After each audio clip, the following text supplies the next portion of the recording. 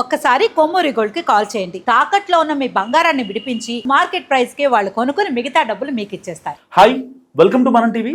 మనం టీవీ ఉన్నది మన కోసం. సో వైసీపీ నేతల మీద ఈగ వాలినా సరే ప్రెస్ మీట్ పెట్టే జగన్మోహన్ రెడ్డి గారు నిండు సభలో కల్తీ నెయ్యి గురించి అంత మాట్లాడినా, రిపోర్టులు చూపించినా, ఇటు సీఎం కావచ్చు, డిప్యూటీ సీఎం కావచ్చు, మంత్రులు కావచ్చు, ఎంత రప్చర్ జరిగితే కనీసం ఒక్క మాట అంటే ఒక్క మాట కూడా మాట్లాడలేదు జగన్మోహన్ రెడ్డి గారు లడ్డు గురించి.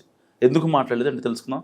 మనతో పాటు జాయిన్ అయ్యారు పొలిటికల్ అనలిస్ట్ కొత్త రవీంద్రబాబు గారు. నమస్కారం అండి. నమస్తే.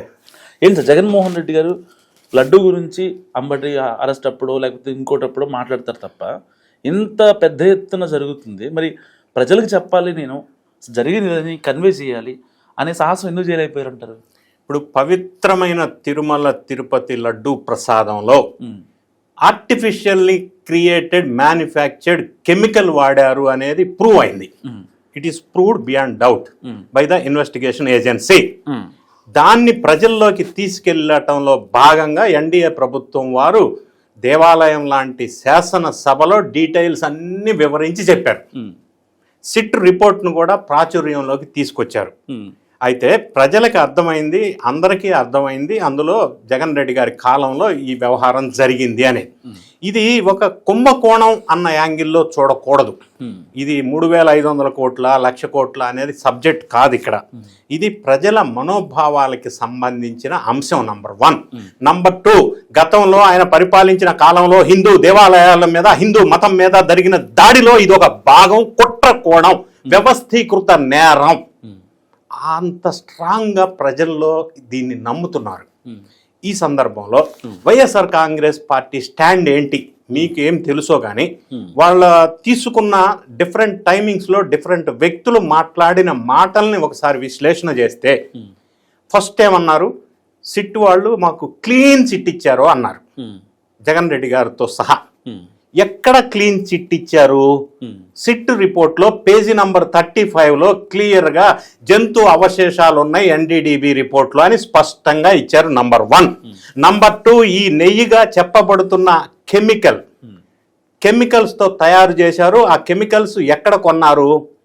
ఆ కొన్న వాళ్ళకి పిఓ ఏది ఇచ్చారు, పర్చేజ్ ఆర్డర్, ఇన్వాయిస్ ఏది ఇచ్చారు, ఎంత అమౌంట్ పే చేశారు, ఎవరు పే చేశారు, పేమెంట్ ఎక్కడి నుంచి వెళ్ళింది, అది సప్లై ఎక్కడి నుంచి జరిగింది, అరిస్టో కెమికల్స్ దగ్గర నుంచి జరిగింది.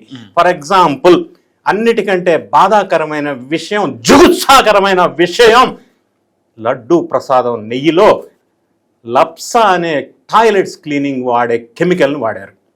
ఇది పరాకాష్ట, linear alkyl benzene sulphonic acid. అంటే ఆ స్థాయిలో వాడినట్టుగా సాక్ష్యాధారాలతో సహా supporting technical documentary evidences SIT వాళ్ళు సబ్మిట్ చేశారు. అది ఇంత వెలుగులోకి వచ్చిన తర్వాత క్లీన్ సిట్ ఇచ్చారు అని చెప్తున్న Jagan Reddy and company and team and batch 2022లో ఆగస్టు 3వ తారీఖున CFTRI బెంగళూరులో ఉన్న lab, central food technical research institute, వాళ్ళు ఇచ్చిన రిపోర్ట్లో ఇది కల్తీ అని స్పష్టంగా తేల్చారు. ఆ రిపోర్ట్ని ఎందుకు తొక్కి పట్టారు? ఆ రిపోర్ట్ వచ్చిన తర్వాత ఏమి కరెక్టివ్ మెజర్స్ తీసుకున్నారు? ప్రొక్యూర్మెంట్ రూల్స్ ఎందుకు మార్చారు? బోర్డు రిజల్యూషన్ ఎవరికి ఫేవర్ చేయడం కోసం కండిషన్స్ మార్చారు? ఇన్ని జవాబు లేని ప్రశ్నలు. వీటన్నిటికీ జవాబు ఒకటే, కల్తీ జరిగింది, కక్కుర్తి పడ్డారు, కుట్ర జరిగింది, ద్వేషం జరిగింది, అన్యమతస్థులు అక్కడ ఉండటం వల్ల అనేది ఎస్టాబ్లిష్ అయింది ప్రధానంగా. సో ఫస్ట్ క్లీన్ చిట్ అన్న తర్వాత సిట్ వాళ్ళు తర్వాత ఇంకొక స్టెప్ మార్చారు, ఇంకో డెసిషన్ తీసుకున్నారు. ఆ పార్టీకి సంబంధించిన అప్పట్లో తిరుమల తిరుపతి దేవస్థానం చైర్మన్గా చేసిన వైవి సుబ్బారెడ్డి నేషనల్ ఛానల్స్లో మాట్లాడుతూ కల్తీ జరిగిన మాట వాస్తవం, it is established some chemicals was used అని చెప్పాడు. ఆయన ఇంగ్లీష్లో వాడారు, కల్తీ జరిగింది అని చెప్పాడు. కానీ జంతువుల అవశేషాలు లేవు కదా అన్నాడు. అంటే కల్తీని యాక్సెప్ట్ చేశాడు. బొమ్మన కరుణాకర్ రెడ్డి గారు ఒక సందర్భంలో అసలు కల్తీయే జరగలేదు అన్నాడు. తర్వాత మళ్ళీ ఆయన కూడా కల్తీ జరిగిన మాట వాస్తవమే, అది మా హయాంలో కాదు, చంద్రబాబు నాయుడు గారి హయాంలో జరిగింది అన్నాడు. మరి జరిగిందంటారా, జరగలేదంటారా? రకరకాల భిన్న స్వరాలు, భిన్న వ్యక్తులు ఒక కన్ఫ్యూజన్లో ఉన్నారు, ఎలా బయటికి రావాలా దీని నుంచి అని. అందులో భాగంగానే దాని మీద ప్రెస్ మీట్ పెట్టి చెప్పవాలా ప్రజలకి, లేదా the best alternate way for YSR Congress party అసెంబ్లీలో వాళ్ళు మాట్లాడి ఉంటే వాళ్ళని వాళ్ళు సేవ్ చేసుకొని అయి ఉండేవాళ్ళు. సరే, అది పార్ట్ 1. పార్ట్ 2 చూసినట్టయితే మండలిలో కూడా ఎన్డీఏ ప్రభుత్వం వారు దీని మీద చర్చ చేయాలి అని ప్రతిపాదిస్తే ఆ చర్చ జరగనివ్వకుండా లొల్లి చేసి, రచ్చ చేసి, పంచాయతీ చేసి సోము వీర్రాజు లాంటి సీనియర్ రాజకీయవేత్తని మండలిలో ఆయన కొట్టడానికి వెళ్ళిన సంఘటన జరిగింది 26th ఫిబ్రవరిలో. అంటే ఎందుకు ఆ దాడి చేశారు అంటే చర్చ రావడానికి వీలు లేకుండా దాడి చేసి వాకౌట్ చేయాల. అంటే ప్రిన్సిపుల్ ఏంటంటే వాకౌట్ అండ్ టాక్ అవుట్, బయటకు వచ్చి మాట్లాడాల, లోపల కాదు. అంటే ఎలా సమర్థించుకోవాలో తెలియని పరిస్థితుల్లో వాళ్ళు ఫ్రస్ట్రేషన్లో ఈ రకమైన భిన్న స్వరాలు వినిపిస్తున్నాయి. హౌఎవర్ జగన్ రెడ్డి గారు ఇప్పుడు మాట్లాడలేదు, మండలిలో మాట్లాడనివ్వకుండా రచ్చ చేస్తున్నారు, అసెంబ్లీకి వెళ్ళటం లేదు. ప్రజల్లో అయితే స్ట్రాంగ్గా ఒక మెసేజ్ వెళ్ళింది. ఇందులో వ్యవస్థీకృత నేరం అని ఎందుకన్నానంటే హిందూ మతం మీద జరిగిన సంఘటన, దుర్ఘటన. ఎందుకంటే గతంలో ఈ లడ్డు వ్యవహారమే కాకుండా అది పరకామణి విషయంలో కూడా మనకు వెలుగులోకి వచ్చినాయి స్పష్టంగా. గోవిందరాజు స్వామి ఆలయ గోపురం బంగారు తాపడంలో కూడా బంగారం దొబ్బేశారని వెలుగులోకి వచ్చినాయి.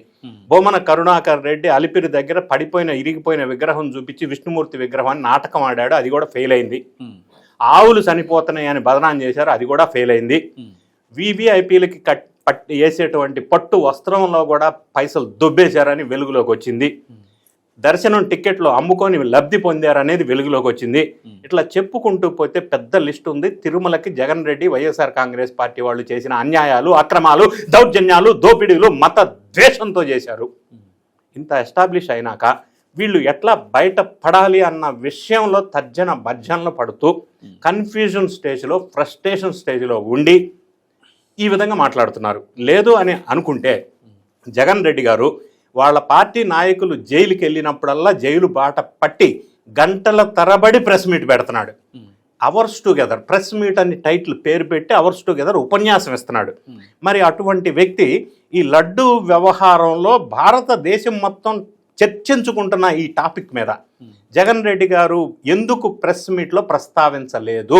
స్పష్టంగా డీటెయిల్స్ మొత్తం వివరించి వాళ్ళ తప్పు ఉందా లేదా, లేదు అంటే ఏ విధంగా లేదు అనేది నిజాన్ని ఆయన చెప్పి ఉండాలి కదా, మాట్లాడి ఉండాలి కదా. అంటే మాట్లాడితే అక్కడ ఇరుక్కుపోయాము అన్న విషయం తెలిసిపోద్ది. మాట్లాడటానికి అక్కడ అవకాశం లేదు, అంటే కప్పి పుచ్చుకునే స్కోప్ కూడా లేదు. ఇంకా కొద్దిగా నెక్స్ట్ ముందు స్టెప్ వెళ్తే single men commission senior IAS officer Dinesh Kumar నేతృత్వంలో పూర్తి స్థాయిలో ఇంకా కొన్ని విషయాలు వెలుగులోకి వచ్చే అవకాశం ఉంది.